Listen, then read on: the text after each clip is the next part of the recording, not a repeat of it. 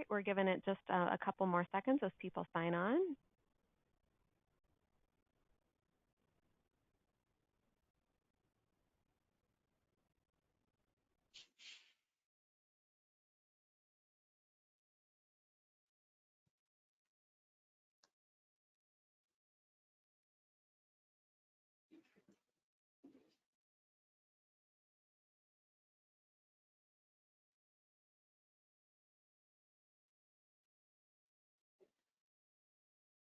Okay, it is just past 1 o'clock, so we are going to get started. I want to welcome everyone to today's Franchise Times webinar presented by ApplePie Capital. I am Laura Michaels. I'm the editor of Franchise Times, and today we are discussing franchise financing in uncertain times, which is certainly a juicy topic. So I am happy to have with me today Ron Feldman, who is ApplePie's Chief Development Officer, and Randy Johns, Head of Origination. And in this session, Ron and Randy will cover how you can maintain or accelerate your growth trajectory in uncertain times ahead, also how to prepare your business for a tightening credit environment, and how the political landscape impacts availability of credit. And so before I turn to Ron and Randy, please note that we'll have some time at the end of the webinar for a Q&A, and you can submit your questions via the questions panel on your menu bar. And so with that, I will turn it over to you, Randy, to get us started. Thank you, Laura. As Laura had mentioned, today's webinar will be surrounding or discussing some of the political climate as well as economic climate. If you have been watching the news, you've seen that economists have been predicting a downturn or recession probably for the last 3 to 5 years with obviously uncertainty. However, what we are seeing is which leads us to believe that they feel the downturn is approaching sooner rather than later. And also Ron's going to discuss some of the political things that are going on within primarily franchising and how that could impact the franchising business model. So Ron and I both have been through multiple recessions, that's with an S on the end, and have experience working through the challenges that result from a financing perspective. So we're kind of going to share some previous experience along with what we're seeing in the market that's relevant for today. We'll cover what's uncertain now, how it impacts startups and smaller networks, larger networks, and how you can opportunistically take advantage of some things that happen in a downturn and things that you can do to be proactive in your financial representation if you're desiring to continue to grow. You can switch to the next slide. Thanks. And the purpose of what we're trying to do today is not alarm or shock anyone. These are things that are happening, and to be proactive instead of reactive is kind of what we're preaching.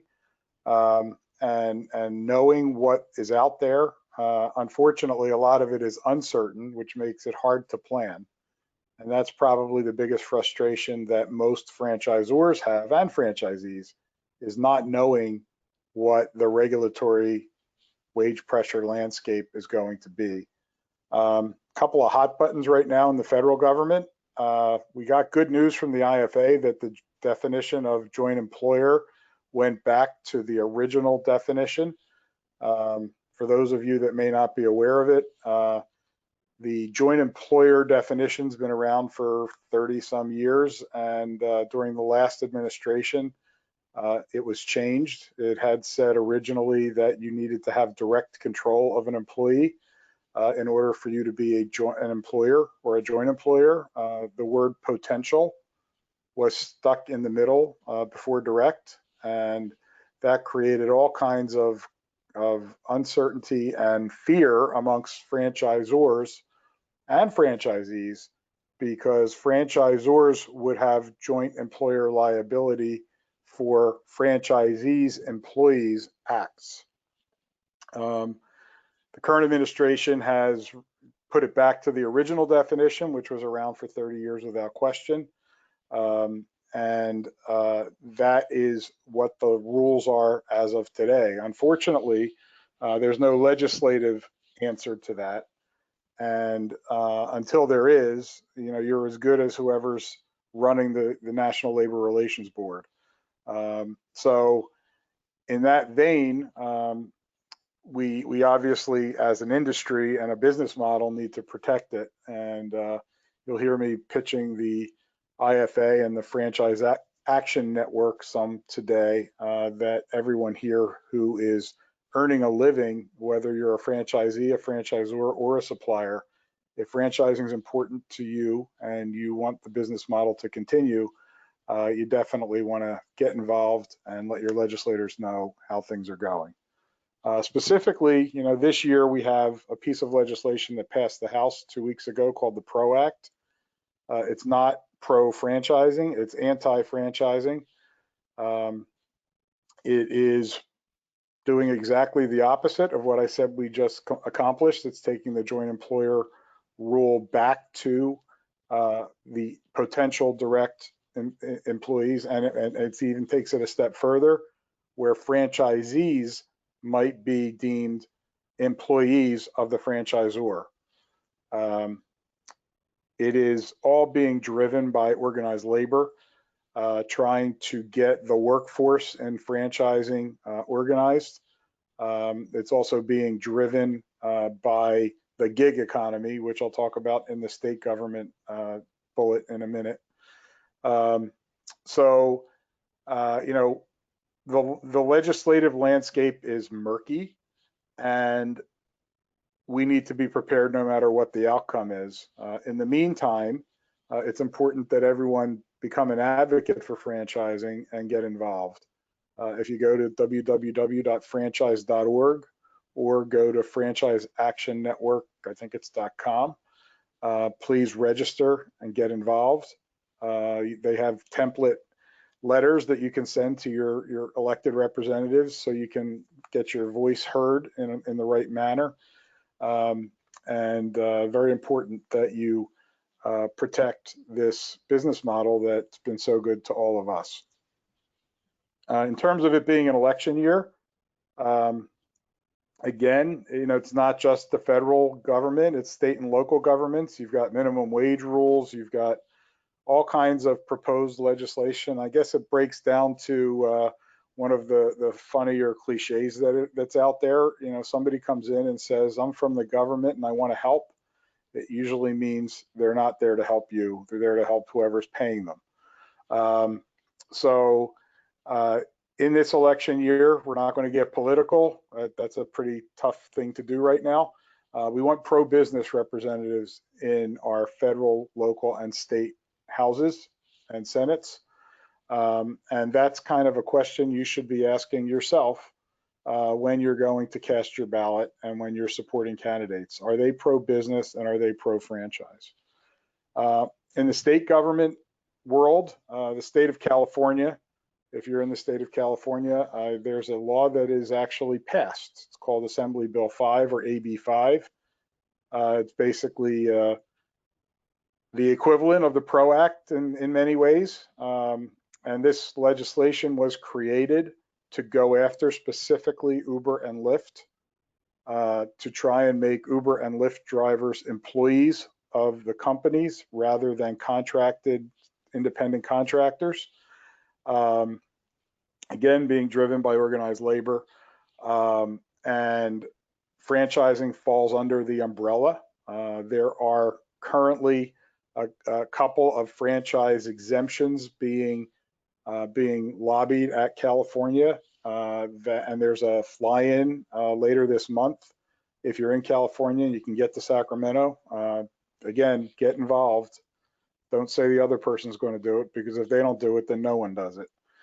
New Jersey has tried to copy that bill. The reason California is so important is that they're kind of a bellwether, and when they pass something, then the other states generally follow. There's a bunch of other state and local issues. Again, going to the IFA website, they are the advocacy organization for the franchise business model. Learn, if you have relationships with your state and local representatives and federal representatives, call them, have them to if you're a franchisee, have them come to your unit. IFA will help you organize all that. Please get involved. Sorry to bring everybody down in the beginning of this, but we wanted to make sure that everyone was made aware of things. Randy? So kind of shifting gears here to the credit markets and what we're seeing, and this will be specific to franchise lending. Obviously, this is a franchise-driven webinar. And I'm going to break this into what I would say 3 different buckets: SBA, conventional, and then non-traditional lenders. And because there are some differences here, and what we are seeing in the SBA market is one significant franchise lender has pulled out or slowed down.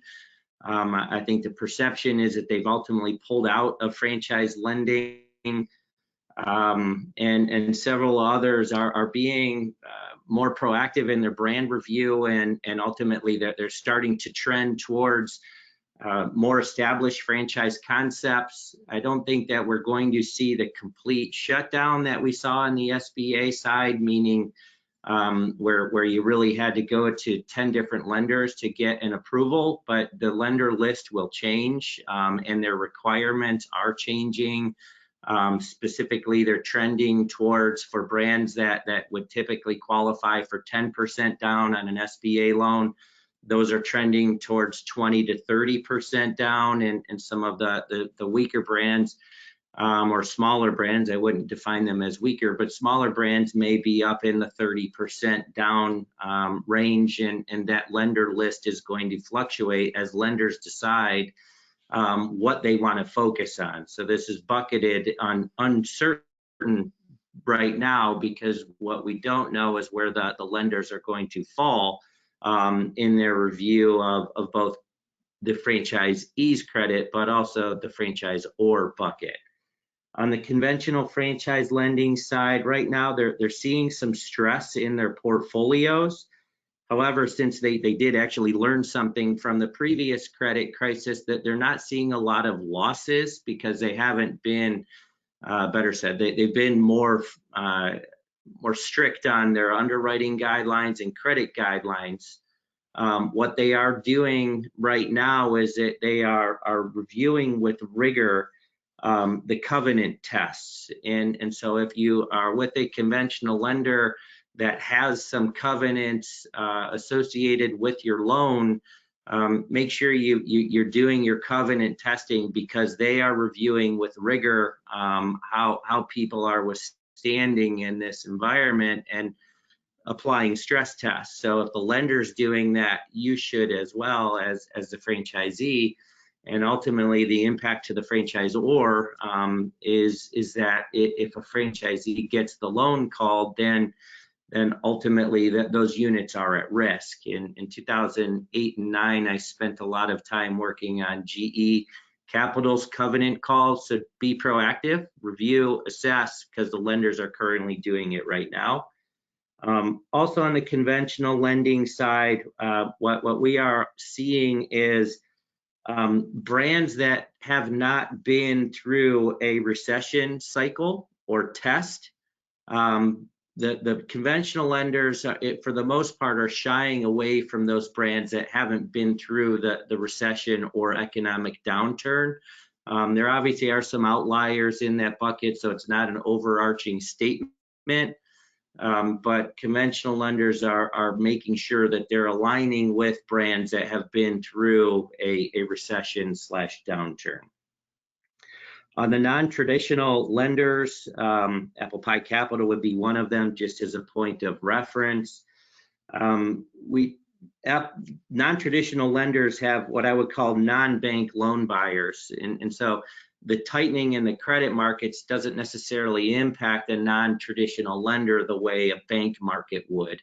And many times you'll see a rush to assets from the people that buy loans from non-traditional lenders, and ultimately because they're looking for a return that they may not be able to get in the stock market, etc.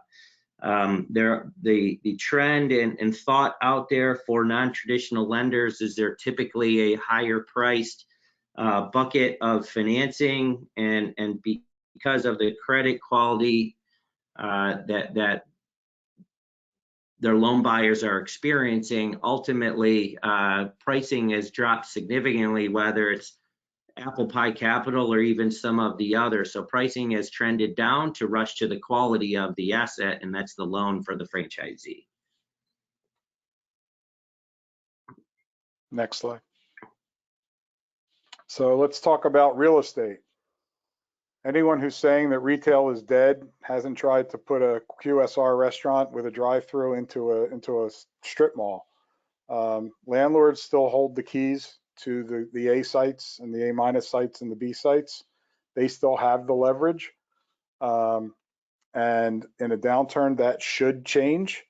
It certainly did in the last downturn. Real estate prices got depressed, and free rent periods went up. TI allowances were not as aggressive because the landlords couldn't borrow to do the TI work. So there is an opportunity in a downturn in the real estate markets for people that kind of know what they're doing and can capitalize on it. The landlords that are out there today are still calling the shots for the most part. And until there's less demand, that will continue. The only caveat there is enclosed malls are a buyer's market, but it's also a dwindling population going to enclosed malls.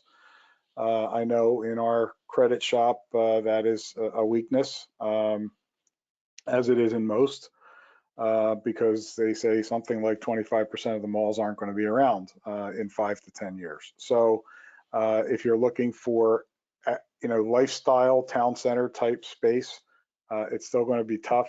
Might be an opportunity come this downturn whenever it comes, and we're not predicting it. We're just saying be ready for it when it happens.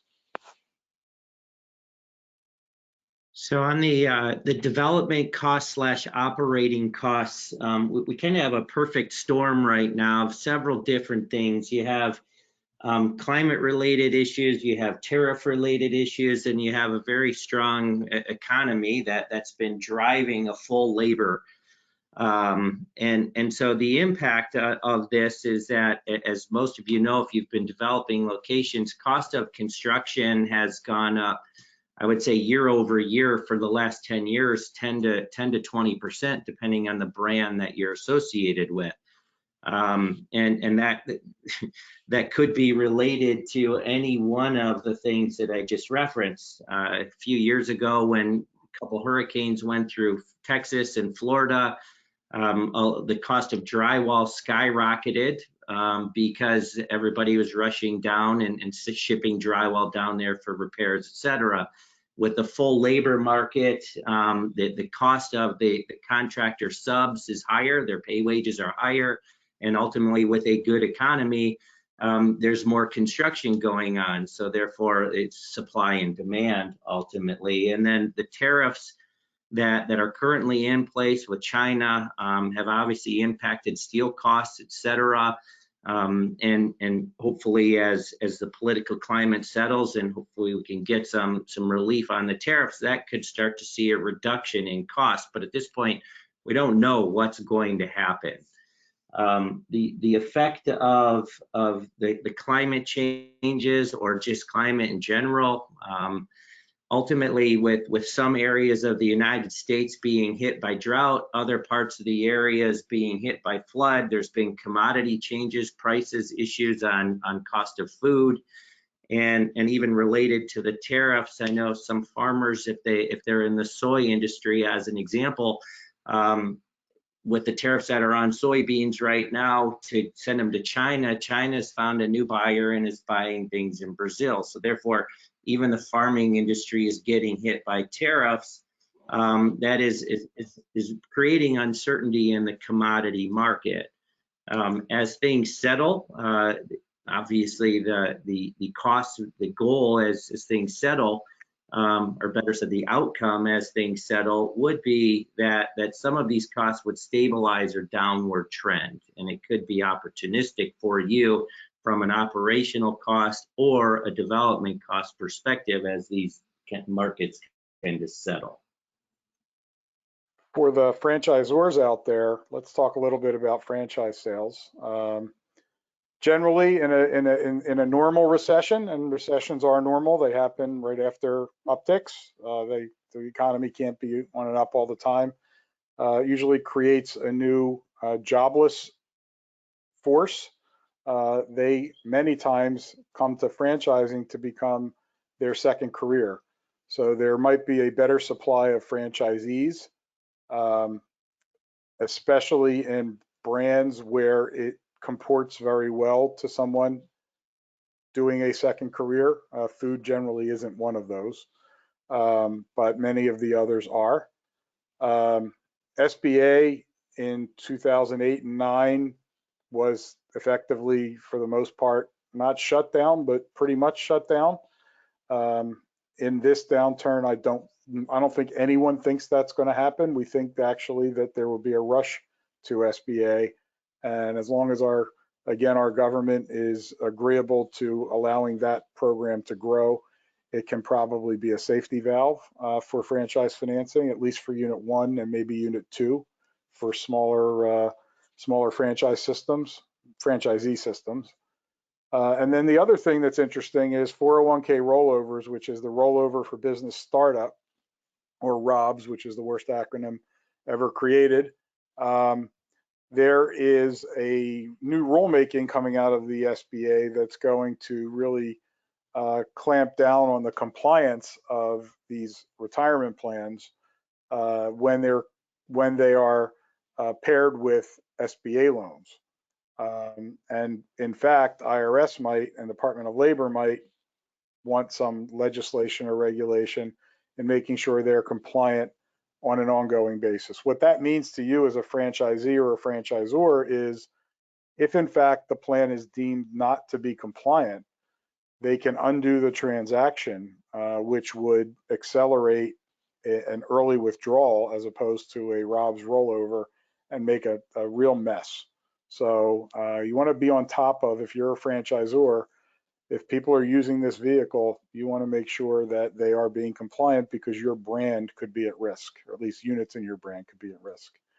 For existing franchisees growing, you know, if capital markets are tight, it's really hard to enforce development schedules. There will be a rush to quality, so your franchisees that are doing well will probably have good access to capital. We don't think it's going to be, again, you know, the Great Recession. It will create an opportunity for people who aren't doing well to get out of their system, and what you should anticipate is that your good franchisees can gobble up some of these that are not doing as well, and that's really a good behavior. To have a performer go into an underperforming unit or units generally helps. Having a transfer go to a first-time corporate refugee type has its own set of pitfalls, especially if they're taking a lot of leverage and paying a premium multiple. So you want to make sure that you're looking at how much leverage anyone's putting on any transfer or resale. Next slide, please.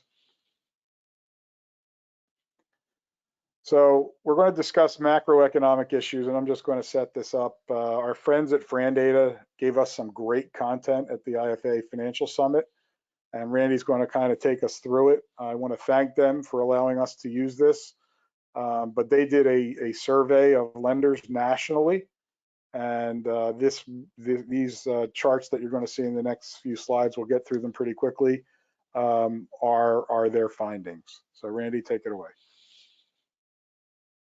Sure, thanks, Ron. So this was a survey of multiple lenders, and ultimately it's the outlook, and it's going to show the outlook of what they view in the short term, and then some of what they're seeing in an assessment of their portfolios. And ultimately the overall perspective here, and this probably comes to no surprise to anyone, but credit officers currently have a more negative outlook than business development officers by nature. That is usually the case. But ultimately, the expectations of the lending environment is really what's important here. On this side, you'll see 40% of credit officers view the lending environment as negative in the next 6 months. And that is impactful because they're the ones that are ultimately making the decision. So if their outlook is negative, you have to be proactive in with which lenders you're speaking with, but then ultimately being prepared to submit a very thorough presentation for your loan to be reviewed and assessed. You can jump to the next slide. So what lenders have, again, through this survey, lenders have already seen a decrease in the credit quality of franchisee borrowers, and ultimately franchisors are approving franchisees whom they wouldn't have approved in the years past. And so really there's two viewpoints on that. Franchisors are approving people based on the credit markets, and with SBA kind of loosening, and you'll see in a couple other slides in the previous 3 to 5 years, franchisors have been reactive to that and selling to people with lesser net worth or liquidity. What is being indicated here on this slide is that the change in credit quality over the past 6 months, 56% of the people said it's been consistent. So they're not seeing a huge deterioration. The 25% where they're saying that it's worsening and is ultimately related to, again, some of the issues that we talked about prior would be on the pressure that's on the EBITDA because of labor increases, commodity fluctuations, and cost of construction going up. It's putting pressure on the bottom line EBITDA, or they need to make higher sales because of the cost of the projects have increased. Go to the next slide. So this was pretty interesting. I will put a clarifier on this, that this includes a bucket of loans that ultimately typically has higher failures. But what I just wanted to show here on, or Fran Data wanted to show on this trend that I thought was interesting, is that the portfolio of loans / charge-offs from 2011 to 2013 comparatively to the 2014 through 2017,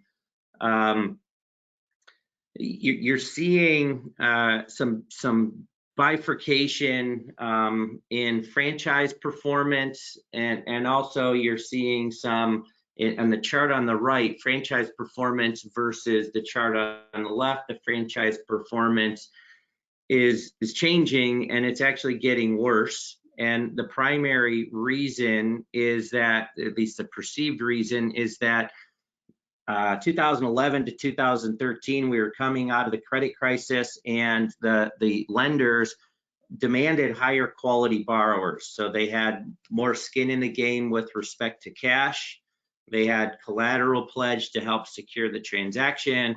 And then if you look at the chart on the right, they're seeing losses, and might be self-driven losses because their credit standards had dropped. And so this is kind of a predictor of what you're going to start to see is the cycle of what's in vogue versus out of vogue as you go through a recession.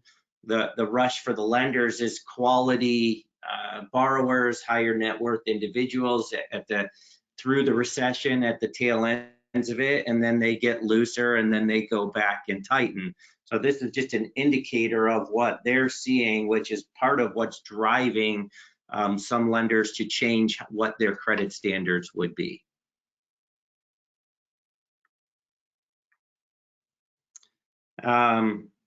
So again, this is underwriting standards. This is a large survey of lenders, and ultimately what they're reporting is over the next 6 months, you're seeing 60% of the lenders are saying they're going to remain consistent. So again, this is what we were referring to as inconsistency. And then you have 33% saying they're going to tighten. And so how do you find who's going to remain consistent versus who's going to tighten? Is part of the challenge here, and what creates the uncertainty. 7% saying that they're going to loosen. They likely have a good portfolio right now and have it and have been associated with some pretty strong brands, and ultimately they're looking to make some changes. I think ApplePie would ultimately fall into that bucket. Next slide. So I'll jump in now, Randy. So what is going on is, again, an unusual storm here. So lenders are seeing competition on the interest rate environment, and where this is extremely prevalent is for the larger franchisees, for larger brands, and ultimately there's a rush to fund those types of franchisees. And ultimately, what is also kind of becoming unique is that for smaller franchisees, historically, probably 7 years ago, most conventional lenders would have focused on the franchisees that are 5 to 10 units or more. We're seeing a downward trend in that, where they're starting to get attractive to the 2 to 3 unit franchisees, inclusive of ApplePie Capital. We would fall into this bucket. So there's just a shift going on right now in competitiveness, but also rush to quality. Conventional lenders are stepping down historically where SBA lenders used to play.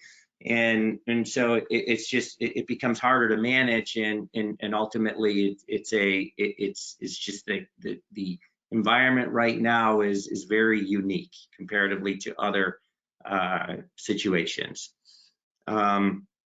What I will say also is that there is significant competition on transactions, even at the SBA side of things, meaning franchisees are smart and they're trying to go out and do what they should do, and is try to get the best transaction for their growth plans.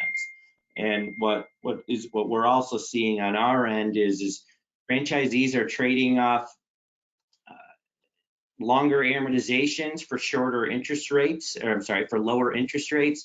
I think as a franchisor or franchisee, if you're on that call, and if we're headed into uncertain times, the longer amortization is going to be more beneficial for you and your franchisee, because it reduces the monthly payment. And ultimately, exchanging a longer term for a lower interest rate is a mistake. Kind of saying it more positively, I would take advantage of the longer term as opposed to the lower interest rate when you're in an unknown, uncertain situation. Hey, Randy, let me add a little color to that.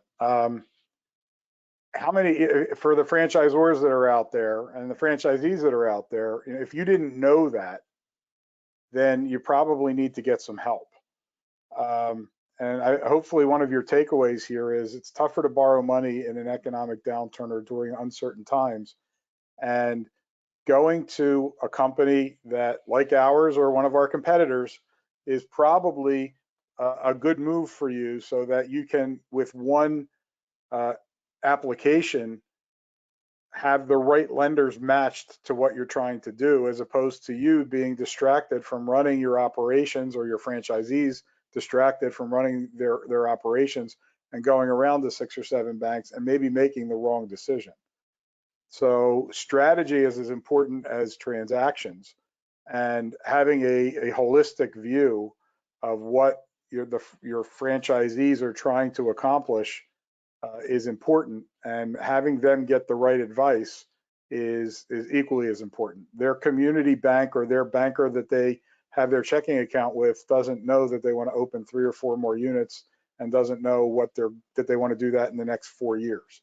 So it's really important in this market, once we move out of the breath test market, which is our joke internally, where if you fog the mirror and your credit score is high enough, you get a loan. Once we move out of this market, you're going to need the expertise of a company like ApplePie or one of our competitors.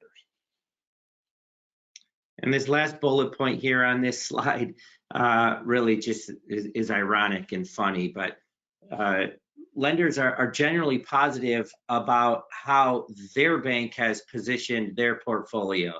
But when those same lenders review other banks, they're concerned that that lender has overextended themselves. So it's just kind of ironic that if you've worked with lenders as long as we have, it's a pretty funny comment, because every lender thinks that they're positioned well. It's just funny.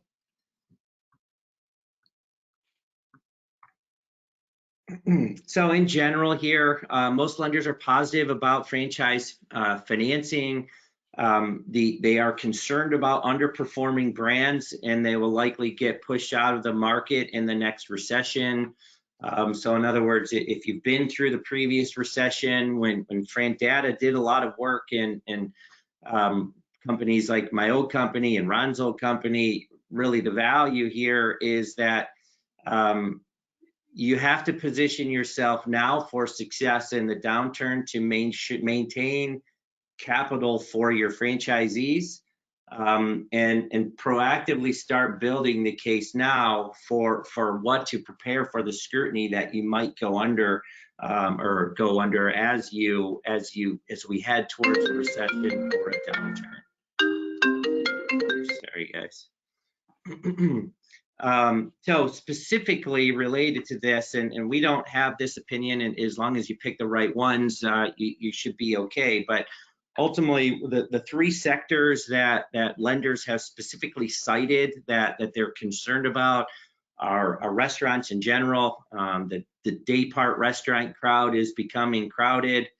Our day part restaurant space is becoming crowded. Boutique fitness they view as becoming crowded, and lodging ultimately.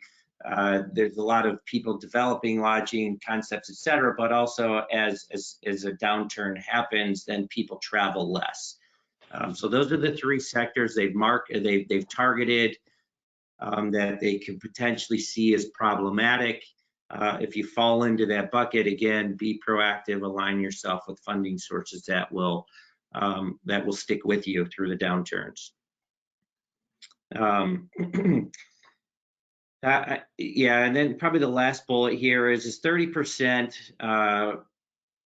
have targeted or named boutique fitness as a potential bubble, and there's too much growth there with too many brands. Now, again, there's some very well performing concepts that are in this sector. So point of it is if you're a newer franchise concept in this sector here, pay attention to the unit economics of your franchisees. If they're making money, they will get lent to, and they will ultimately be your best advocates as you go through this kind of cycle here. So bottom line, Ron, I won't steal your thunder. Why don't you give your speech on that about happy franchisees are those that make money? Yeah, that was a quote from Tony Martino, who started 3 franchise companies. And if you're a franchisor out there, this should be one of the questions that you ask yourself in every decision you make. Franchising simple as long as franchisees make money. So if you're making a brand decision, you're making a remodel decision, you're making anything where your franchisees have to invest in technology, are they going to make more money?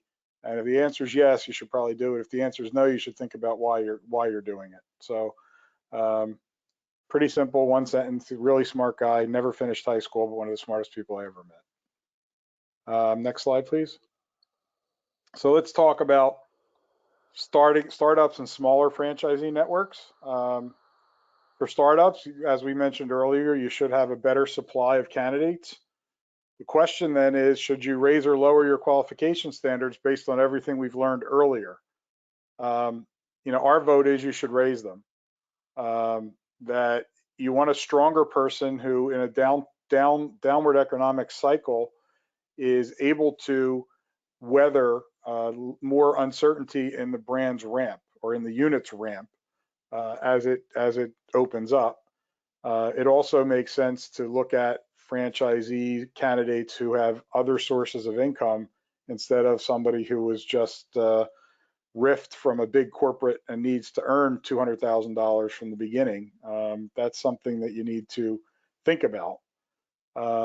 Multi-unit development, those, especially for emerging brands now, you've got that you're enamored with getting that big check, selling a 10-pack. But are those 10 units ever going to get open? And how long is it going to take? And you've now locked up that territory for a long time. Jimmy John's, who's pretty strong brand, been around a long time, would only ever sell you 1 unit until you proved yourself as a good operator, and then they'd give you the opportunity to get more. Size does matter. If you're a small franchisor trying to sell 5 and 10 packs to people in other brands, that's going to be problematic. If you're also trying to sell a 10-pack and they're going to open them in 3 to 4 years, they're going to have to basically have cash. They're not going to be able to use other people's money because the brand is unproven. The brand matters in lending. It matters in a number of ways, and lenders are using third-party data, the fund score that's out there, as part of their credit analysis. And you need to know what your fund score is if you're a franchisor. And for the franchisors out there utilizing broker networks, make sure that your brand selection standards are being upheld. The brokers are out there to earn a commission. They don't make any money. They kill what they eat, right? They are 100% commissioned, and you want to make sure that you're getting the right culture, that you're getting the right financial and operational capability coming into your brand, and it's okay to say no. You want to get more selective when the economy is not growing crazy, because those folks are going to have to be smarter than people who are getting started in an upward trend. Ron, can I jump in with a question that we just had come in? Sure. Real quick, someone is just asking for clarification on that score that you just mentioned, what exactly that is that franchisors need to be aware of. It's a fund, F-U-N-D. It's put out by FranData to all the franchise lenders, and it's like a FICO score for a brand. And if you have more than 50 units open, odds are that you have one. If you have less than 50 units open, there's not enough data to support it. Okay, great. Thank you. Randy, you want to take it? So on the smaller networks of franchisees, those defined as less than 5 units or territories, what really the approved to grow standards. So in other words, several franchise concepts that we work with, before a franchisee can buy the rights to, before an existing franchisee can buy the rights to 1, 2, or 3 or 5 more territories, they have an approval process that kind of reviews their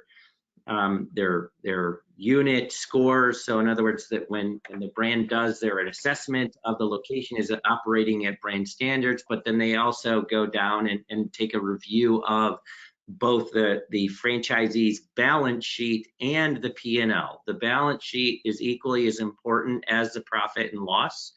That'll become more evident when you get to the larger franchise networks that we'll talk about next. But in other words, assess the debt and also the P&L, because the debt structure will also impact their ability to grow, and therefore your review and the approval standards are important, especially when you're headed towards a downturn. Because I think to Ron's point previously is you don't want to sell territory to people who can't develop it, and so that 360 review should be their performance within the unit or territory, their P&L, but also the balance sheet, and potentially even their personal side to demonstrate they have the capability to perform.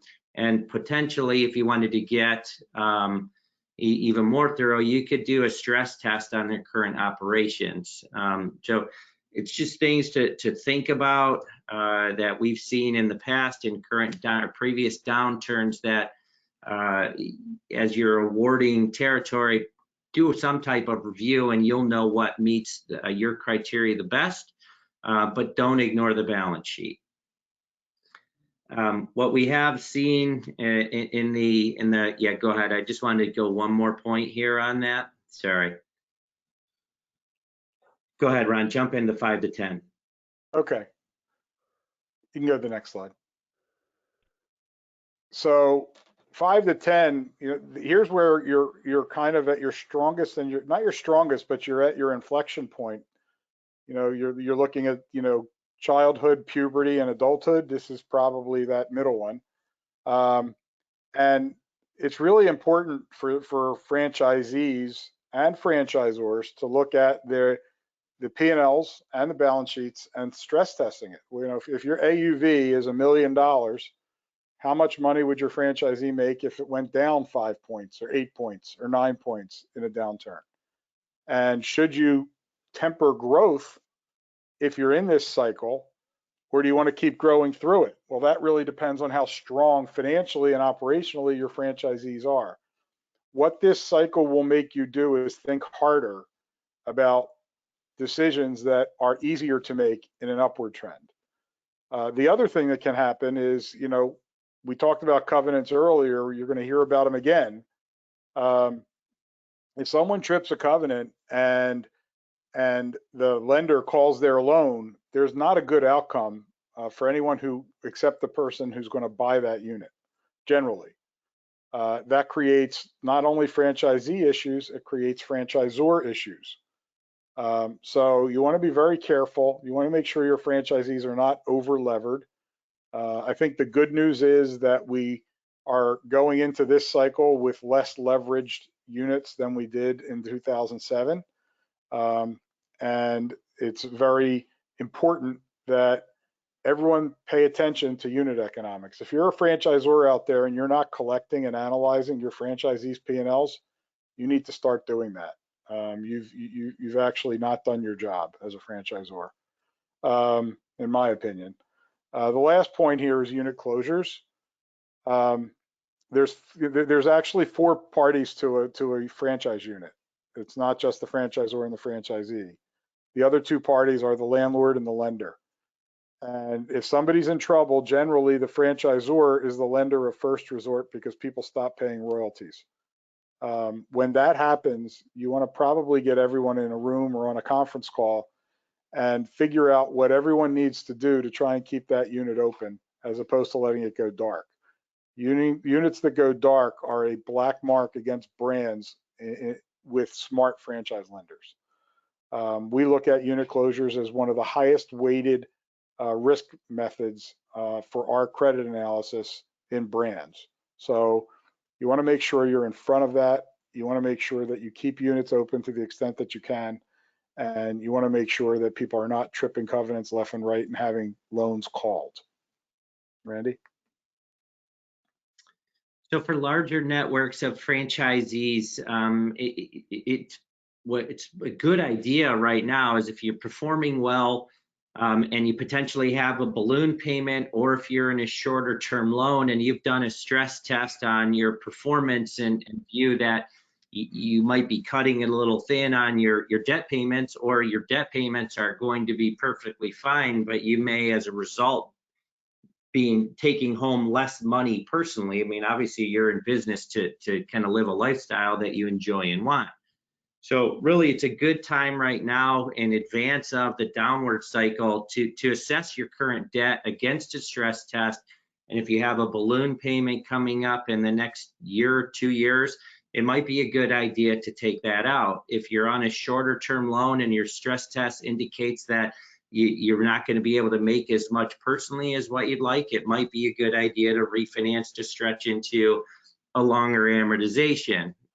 Talking to your accountant, they may not give you that same advice, but ultimately, your lifestyle and the amount of money you need to bring in to live it. So accounting advice may be a little different than what the lifestyle you like to maintain. It also is, if you do have 10 units and you have $100,000 remodel or equipment driven situation, from the brand or initiative from the brand that you're a franchisee of, it might be a good idea to get ahead of this and ultimately finance those things now when the credit markets are still relatively open and more options. And last piece here on this bullet plan is exit and succession planning. It's a good time to take a look at this. If you've been in the franchise market for a while, you know that multiples have been steadily increasing for the resale. I would say for the last probably 5 or 6 years. 3 to 4 times was in vogue 5 or 6 years ago, and now we're trending to 5 and 6 times. And some of the more attractive brands are even trending up into 7 to 10 times. So knowing your exit strategy is a good idea to look at it. Multiples are relatively high. Banks have gotten smarter than the previous, than comparatively to the previous recession.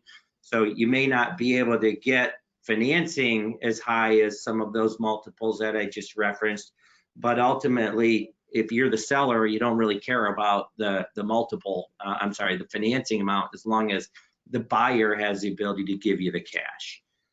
So just assess your situation as a franchisor on this. If you're a very seasoned franchisor and have some units that have been under the same ownership for 15 years and they're going into the next generation of family owners, resales aren't bad for you, obviously, as you all know. It brings new blood into the system as long as it's to a proven operator or somebody that can maintain the same standards. So never waste a crisis. When this kind of stuff happens, there's opportunities out there. I'll quote another person, Warren Buffett. If everyone's selling, should I be buying? And if everyone's buying, should I be selling? These are the things that are going to happen in an economic downturn. If they present opportunity for you as a brand or an operator, you should capitalize on them if you can. You're going to see reduced rents. You're going to see more distressed units out there at lower multiples. You're going to see higher unemployment. You might be able to change your workforce a little bit. You're going to see a lender rush to quality. If you're doing well, then lenders are going to rush to lend you money, and people that are average to below average aren't going to be able to get money. And as Randy mentioned early, your balance sheet is what matters here. How many times you're levered. If you're already levered at 4 or 4.5 times your EBITDA, then you're going to be in that average to below average. It's not a subjective look, it's an objective look. So you want to make sure that if you have the opportunity and the wherewithal to take advantage of these things, you should. When it comes to distressed operations, I think the franchisor point of view is you want to keep units open. You don't want them to close. So what do you need to do to keep those units open if they're in good locations? And do you have area developers? Do you have other franchisees who can pick these units up? Can you hire a third party? I know there's a number of groups now out there that are going in, proven operators that are going in to run distressed units and fix them up to resell them. If you're a franchisee, you're looking at it from the other lens. Are you really that good to navigate through a downside, or are you, are you not that good, and maybe you need to hire one of these companies to come in and help you clean up your operation so that you can move things in the right direction to get through the cycle. So again, there's opportunity here. You want to make sure that if you are qualified financially and operationally, that you go after that.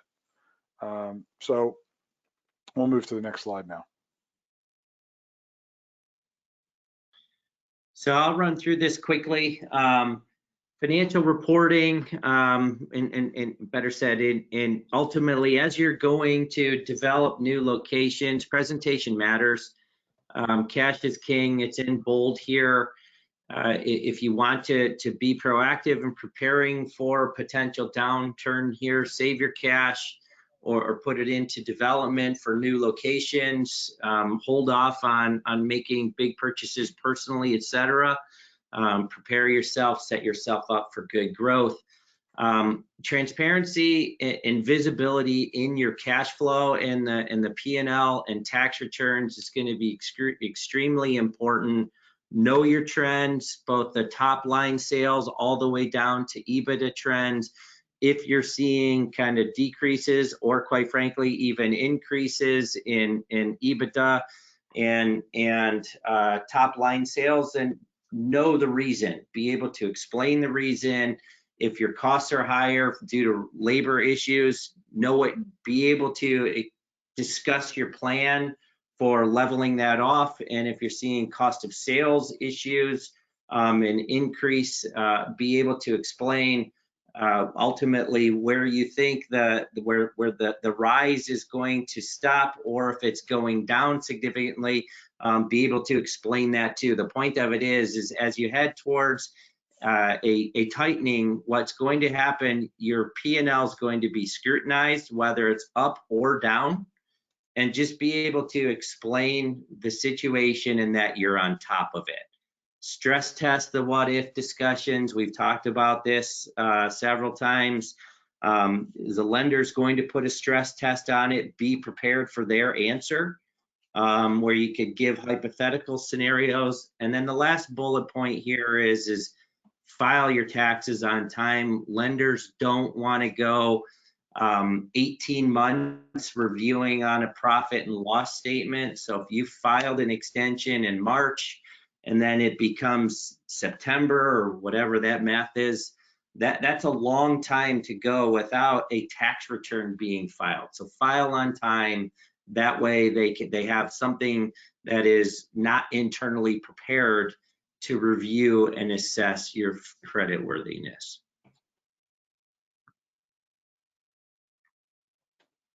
So now I guess it's time for Q&A. Yep, yeah, we've got a time, and I think I'll hit this question first, and then we'll see what time we have left. So we have a franchisee who is asking, should I refinance my SBA loan now to get my house back? Well, in a downturn, not just commercial lending is going to get affected, so is residential lending. So if you've got a lot of equity in your house and you want to use that equity to fund your growth, probably a really good idea to refinance and get a new term as well, because you'll get a new, as long as you have the lease term, you get a new 7 or 10 years for the new loan. So it's probably a good time. Randy talked about if you have a balloon payment coming, you want to get in front of that now, because you want to do it while the markets are still pretty solid, and get a new term so that, and you want to extend, again, to Randy's point, he gave you a lot of good nuggets here. You want to have the longest amortization you can possibly have in a downturn. You want to make sure that your ratios are in order. When the mess happened in 2008, Randy and I were in 2 different companies answering the same questions. I've never missed a payment. I've been on time for 6 years, and now they're calling my loan because I tripped the covenant. And that's not a good situation to be in, especially when there's fear in the debt markets. So my answer would be absolutely, you should explore it and see if it's a good idea for you. Any others, Laura? Great. Thank you. Yes, we did have one more come in. So this person says, I am looking at purchasing a franchise. Would it be wise to start an LLC and sign the contracts as the LLC to protect my personal assets? Well, I'll answer that. Go ahead. Yeah, so I'll put a clarifier on here. We're not accountants, etc. And ultimately, what I will say is most, if you're going to borrow money, most lenders require that the loan be made to an entity. I have certainly seen other people file on a Schedule C that it's an LLC that goes on a Schedule C of a personal tax return. But if you're going to borrow money, it's a good idea to create an entity, because the banks will require it.